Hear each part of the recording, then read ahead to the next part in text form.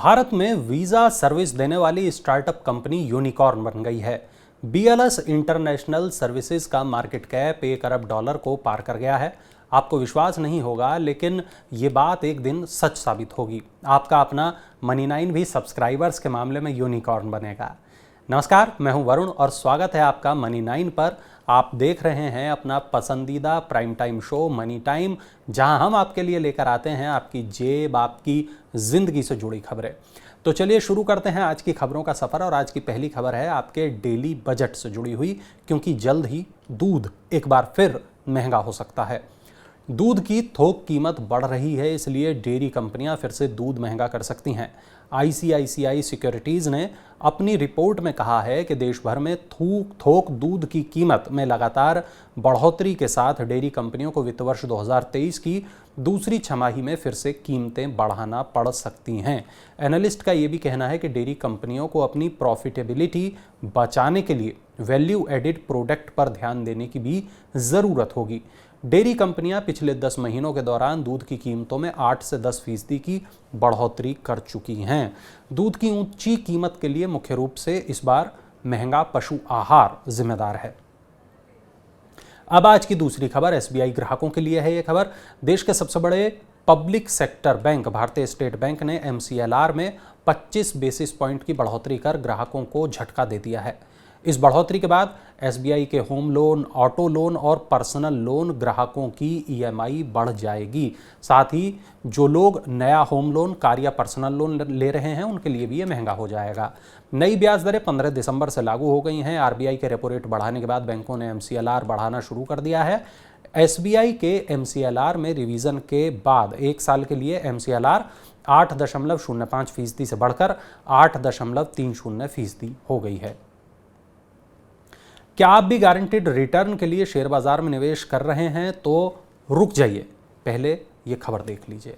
National stock exchange यानी NSE ने निवेशकों को आगाह करते हुए कहा कि वे जयप्रकाश नाम के व्यक्ति की ऐसी योजनाओं से न जुड़ें जिसमें निश्चित रिटर्न की पेशकश की गई हो। एनएसई ने कहा कि इस नाम का व्यक्ति लोगों से पैसा जमा कर रहा है, इकट्ठा कर रहा है और निवेश पर गारंटी शुदा रिटर्न देने का दावा कर रहा है। ये व्यक्ति निवेशकों के कारोबारी खातों को संभालने की पेशकश भी कर रहा है और इसके लिए उनसे उनके यूज़र आईडी और पासवर्ड शेयर करने को बोल रहा है। ये व्यक्ति एनएसई के साथ रजिस्टर्ड नहीं है। एनएसई ने कहा कि निवेशक ऐसी किसी योजना या उत्पाद से न जुड़ें जिनमें शेयर बाजार में निश्चित रिटर्न की पेशकश की गई हो, क्योंकि इस पर कानून के तहत प्रतिबंध है। अब जो खबर आप देख रहे हैं वो अमेरिका के आक्रामक रुख और उसका भारत पर पड़े असर से जुड़ी हुई है। ब्याज दरों पर यूएस फेडरल रिजर्व के आक्रामक रुख से भारतीय शेयर बाजार बुरी तरह सहम गया।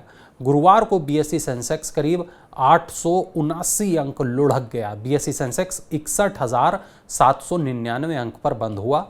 इस गिरावट से शेयर बाजार निवेशकों को करीब 3.25 लाख करोड़ रुपए का नुकसान हुआ।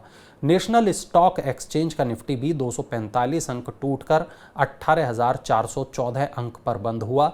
अमेरिकी फेडरल रिजर्व ने उम्मीद के अनुरूप प्रमुख नीतिगत दर में 0.5% की बढ़ोतरी की और साथ में ये भी संकेत दिया कि महंगाई को काबू में लाने के लिए आने वाले दिनों में ब्याज दर में और वृद्धि की जा सकती है।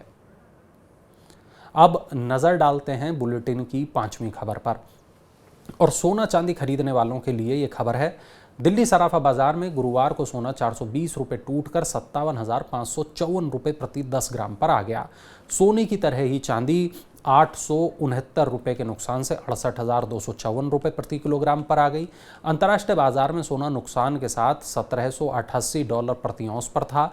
चांदी भी गिरावट के साथ $23.14 प्रति औंस पर कारोबार कर रही थी। अमेरिकी फेडरल रिजर्व के चेयरमैन जेरोम पावेल ने कहा कि महंगाई दर को कम करने के लिए अगले साल ब्याज दरों में और बढ़ोतरी संभव है, जिससे जिंस बाजार में सोने के भाव नीचे आ गए। अब खबर है नया वाहन खरीदने की योजना बनाने वालों के लिए। Auto company Hyundai motor India limited उत्पादन की बढ़ती लागत के चलते अगले महीने से अपने सभी मॉडल्स के दाम बढ़ाने जा रही है। हुंडई से पहले वाहन क्षेत्र की बड़ी कंपनियां जैसे Maruti Suzuki India, Tata motors, Mercedes Benz, Audi, Renault, Kia India और एमजी मोटर ने भी नए साल से वाहनों के दाम बढ़ाने की घोषणा की है। हुंडई ने कहा कि कंपनी ने बढ़ती लागत का बोझ खुद वहन करना जारी रखा है। हालांकि अब वह लागत वृद्धि का कुछ बोझ ग्राहकों पर डालने जा रही है। हुंडई के अलग अलग मॉडल्स की नई कीमतें जनवरी 2023 से लागू होंगी। हालांकि कंपनी ने यह नहीं बताया फिलहाल कि वो कीमतों में कितनी बढ़ोतरी करने वाली है। सोना और जमीन अब पहली पसंद नहीं रहे निवेशकों की, क्योंकि वित्तीय उत्पादों के प्रति आकर्षण बढ़ रहा है। जी हां, देश में सोने और जमीन जायदाद से में निवेश के बजाय म्यूचुअल फंड जैसे वित्तीय संसाधनों में बचत की प्रवृत्ति बढ़ी है। म्यूचुअल फंड के प्रबंधन अधीन परिसंपत्तियों के अगले 5 साल में जीडीपी के करीब 74% तक पहुंच जाने का अनुमान है। रेटिंग एजेंसी क्रिसिल ने कहा कि फंड मैनेज करने से जुड़े उद्योग के प्रबंधन अधीन परिसंपत्तियां 2026-27 तक 315 लाख करोड़ रुपए हो जाने का अनुमान है, जो 2021-22 में 135 लाख करोड़ रुपए थी। लंबे समय से सरकार ये चाह रही है कि लोग सोने और जमीन, मकान जैसी भौतिक संपत्तियों में निवेश की बजाय mutual fund, exchange traded fund, equity share जैसे वित्तीय उत्पादों में निवेश करें। अब रुख करते हैं बुलेटिन की 8वीं खबर का। अगर आपने भी महाराष्ट्र में घर खरीदा है तो ये खबर आपके काम की हो सकती है। महाराष्ट्र के रियल एस्टेट नियामक ने राज्य के 13 जिला कलेक्टरों से कंपनियों की धोखाधड़ी के शिकार मकान खरीदारों को कुल 730 करोड़ रुपए का मुआवजा देने का निर्देश दिया है।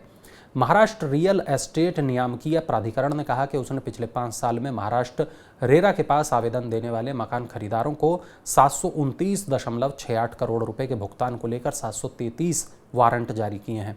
कंपनियों के अपने वायदे पूरे नहीं करने पर इन मकान खरीदारों ने रेरा के पास आवेदन दिए थे।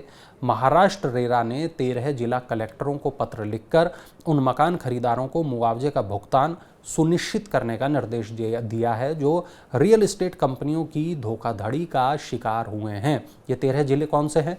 मुंबई शहर, मुंबई उपनगर, ठाणे, पुणे, रायगढ़, पालघर, औरंगाबाद, नागपुर, नासिक, चंद्रपुर, सिंधुदुर्ग, सतारा और रत्नागिरी। 20 दिसंबर को मिलेगा आपको किस्मत आजमाने का मौका। इलेक्ट्रॉनिक्स निर्माता कंपनी एलिन इलेक्ट्रॉनिक्स ने अपने 475 करोड़ रुपए के आईपीओ के लिए मूल्य दायरा 234 से 247 रुपए प्रति शेयर तय किया है। कंपनी का आईपीओ 20 दिसंबर को खुलकर 22 दिसंबर को बंद होगा। कंपनी ने आईपीओ का आकार 760 करोड़ रुपए से घटाकर 475 करोड़ रुपए कर दिया है। अब आईपीओ में 175 करोड़ रुपए तक के नए शेयर जारी किए जाएंगे। इसके अलावा प्रमोटर्स और अन्य शेयरधारक 300 करोड़ रुपए की बिक्री पेशकश लाएंगे। आईपीओ से प्राप्त आय का उपयोग कर्ज भुगतान, गाजियाबाद, उत्तर प्रदेश और गोवा में मौजूद संयंत्रों के अपडेशन और विस्तार के लिए किया जाएगा। अब आज की आखिरी खबर एक नए आने वाले आईपीओ से जुड़ी हुई है। ये खबर स्वास्थ्य सेवा कंपनी इंडिजीन लिमिटेड ने आईपीओ के जरिए 3,200 करोड़ रुपए तक जुटाने के लिए सेबी के पास शुरुआती दस्तावेज जमा कराए हैं। दस्तावेजों के मुताबिक आईपीओ में 950 करोड़ रुपए तक के नए शेयर जारी किए जाएंगे और इसके लिए मौजूदा निवेशक 3.63 करोड़ शेयरों की बिक्री पेशकश लाएंगे। जुटाई गई राशि का उपयोग कर्ज चुकाने, पूंजीगत व्यय की आवश्यकताओं को पूरा करने और सामान्य कंपनी कामकाज के लिए किया जाएगा। तो ये थी आज की बड़ी खबरें, ज़रूरी खबरें, महत्वपूर्ण खबरें। आज के लिए बस इतना ही और उम्मीद है हमारा ये कार्यक्रम आपको ज़रूर पसंद आया होगा। अगर आप इस तरह की काम की खबरों को सुनना देखना चाहते हैं तो यूट्यूब पर हमारे चैनल को ज़रूर सब्सक्राइब कर लें, फेसबुक पर हमारे पेज को लाइक कर लें और हाँ, नीचे कमेंट कर अपनी राय से हमें ज़रूर अवगत कराएँ। और मनी9 के बाकी तमाम खास कार्यक्रम अगर आप देखना चाहते हैं तो मनी9 के ऐप को भी डाउनलोड कर लें। अब आपसे मुलाकात होगी कल यानी शुक्रवार को। तब तक के लिए शुभ रात्रि।